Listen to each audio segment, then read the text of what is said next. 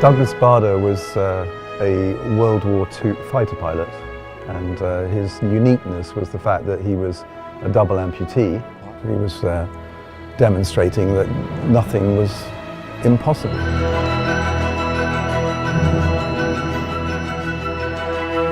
All these people are facing incredible challenges. Flying gives them freedom. I don't think of myself as a disabled pilot.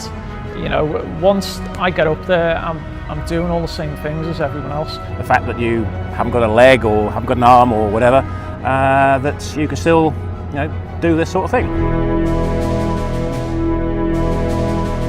We are trying to change people's perception of disability. What we want to show is ability rather than any of our collective disabilities. The very first time that you solo a light aircraft, when the instructor gets out and you look across and the controls are moving and there's nobody next to you, it's fantastic. The only limitations you have are not the ones that other people tell you that you can or can't do. They're the ones that you put on yourself.